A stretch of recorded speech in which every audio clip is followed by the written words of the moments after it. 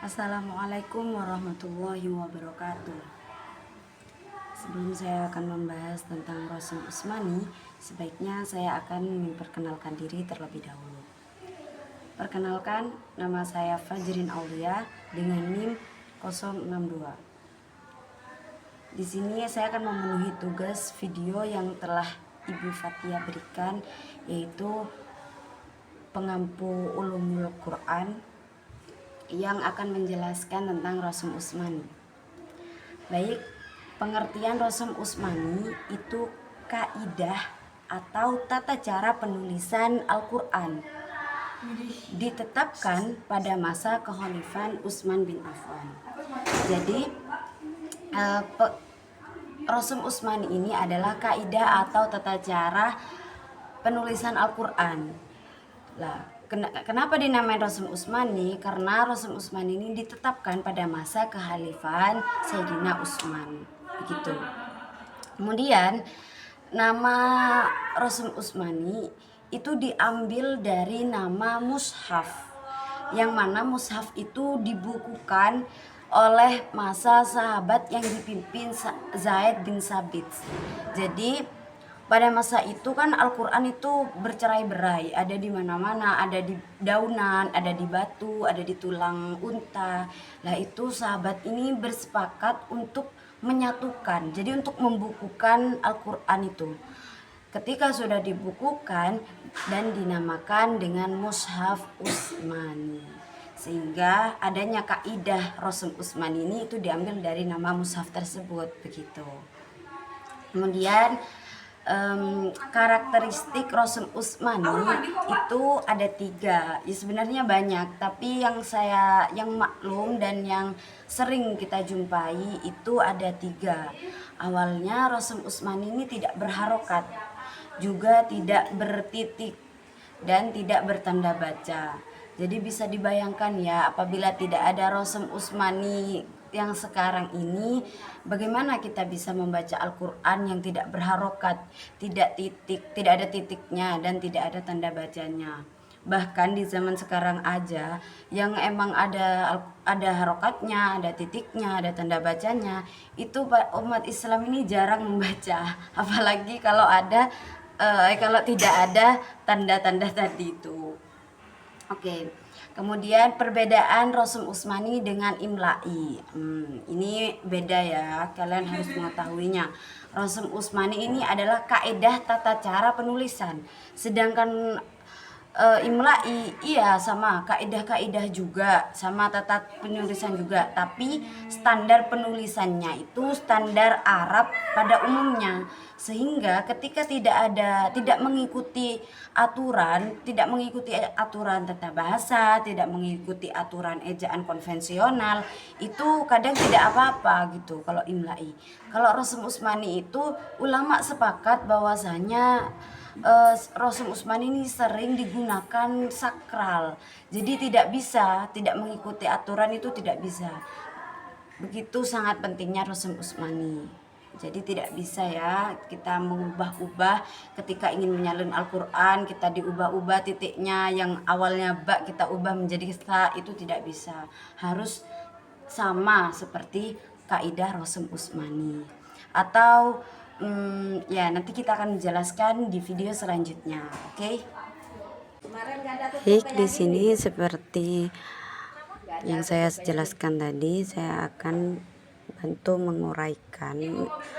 menjelaskan mengenai tentang beberapa kaidah Rasul Utsmani. Yaitu yang pertama adalah hadf. Hadf ini adalah membuang, seperti Alkitabu. Alkitabu dalam Al-Quran penulisannya tidak terdapat alif setelah ta. Sedangkan dalam penulisan aslinya itu terdapat alif, Alkitabu. Begitu. Sama juga anzalnahu. Lah, di sini dalam penulisan aslinya itu terdapat alifnya, alzalnahu. Nah, seperti ini. Dan ini tidak ada. Dan juga al-ghawuna, dalam penulisan aslinya itu terdapat 2 wawu, Yang pertama wawu berharokat, yang kedua wawu sukun. Sedangkan wawu sukunnya di sini dibuang, begitu. Seterusnya, kemudian yang kedua adalah ziyadah. Ziyadah ini menambahi. Jadi yang awalnya tidak ada itu ditambahi, seperti aula azbahanna. Nah, di sini aula di sini terdapat alif kan. Ini adalah tambahan. Ini adalah kaidah Rosem Usmani, tambahan. Sedangkan penulisan aslinya itu tidak terdapat alif di sini. Nah, begitu juga dengan saurikum. Nah, di sini juga ada penambahan wawu. Tapi di sini tidak tidak bermanfaat langsung saurikum, cuma sebagai penambahan saja. Jika penulisan aslinya itu tidak ada wawu. Nah, begitupun seterusnya. Dan yang ketiga, kaidah yang ketiga yaitu badal. Badal itu mengganti. Jadi seperti as-sholatu. Penulisan yang awalnya as-sholatu menggunakan alif, lah di dalam Al-Qur'an itu diganti menggunakan wawu. As-sholatu. As-sholatu. Kemudian kamishkatin. Di sini juga yang awalnya alif di Al-Qur'an diganti wawu. Yang keempat, hamzah. Lah, dalam kaidah hamzah ini terdapat berbagai, ada 3. Yang pertama yaitu di awal kata, hamzah yang berada di awal kata itu ditulis dalam bentuk alif. Nah, seperti ini. Hamzah yang ada di awal kata ini kan berada di awal kata. Ini berarti ditulis dengan alif. Maksudnya bergandengan dengan alif. Jadi cuma ada kepala hamzah. An'amtu, begitu. Kemudian yang nomor 2, urutan harokat terkuat. Jadi kita, ini penting, dengarkan dulu ya. Ini harokat yang terkuat adalah kasroh. Yang pertama kasroh, yang kedua dhammah, kemudian fathah dan sukun.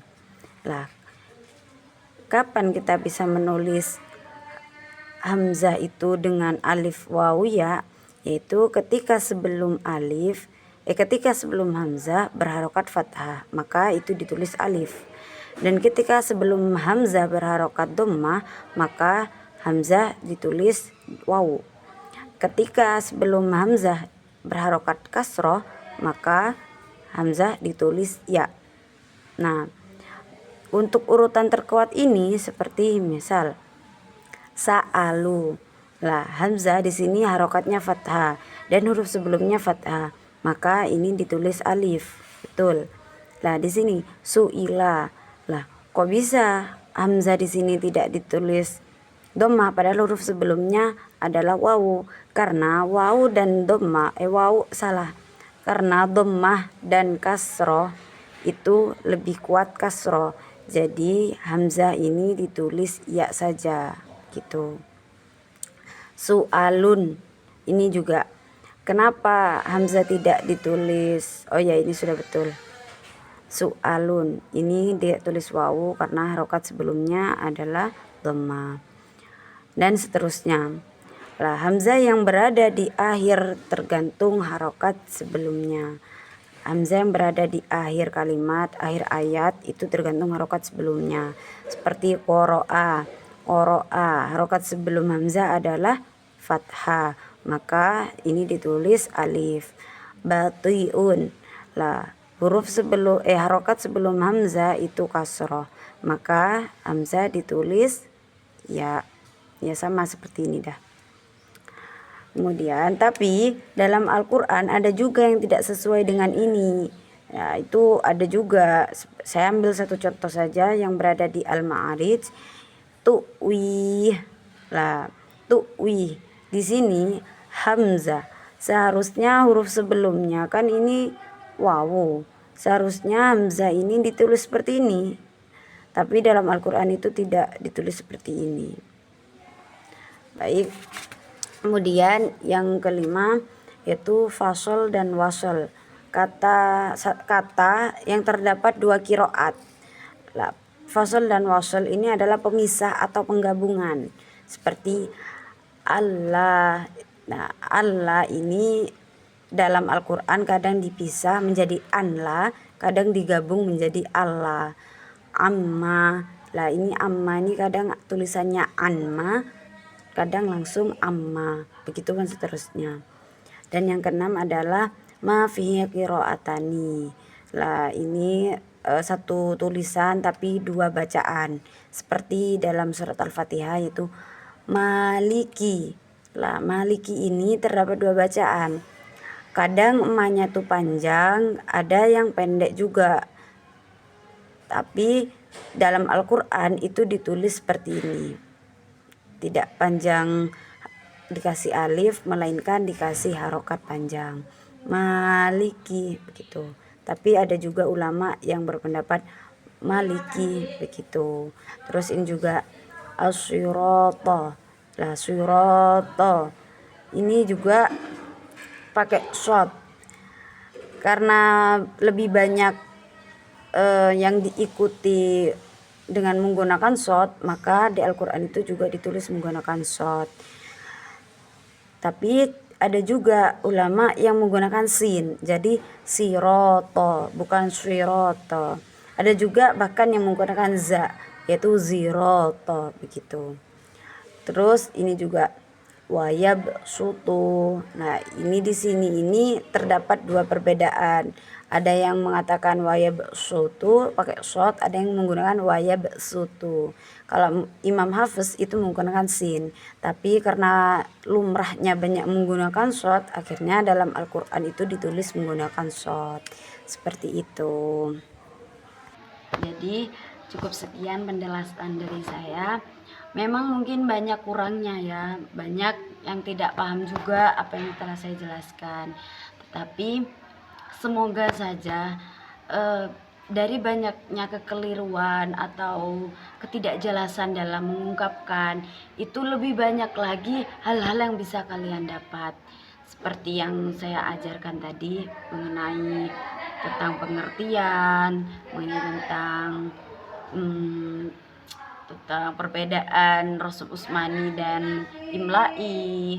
Kemudian yang telah saya ucapkan tadi banyak-banyak ya.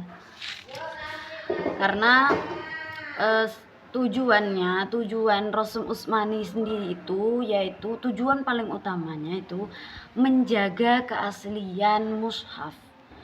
Itu tujuan utama, menjaga keaslian mushaf dan memastikan teks itu sesuai dengan apa yang diturunkan kepada Nabi. Jadi itu sangat penting ya Rasul Usmani ini. Kita sebagai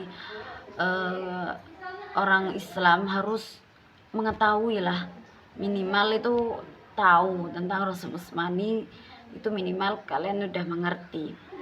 Dan Rasul Usmani ini memungkinkan kita beberapa cara bacaan qiraat yang valid, yang merupakan bagian dari keragaman yang diaksi dalam tradisi Islam begitu. Baik, mungkin waktu saya di sini udah selesai. Terima kasih bagi yang menonton hingga akhir, dan saya pamit undur diri. Wassalamualaikum warahmatullahi wabarakatuh.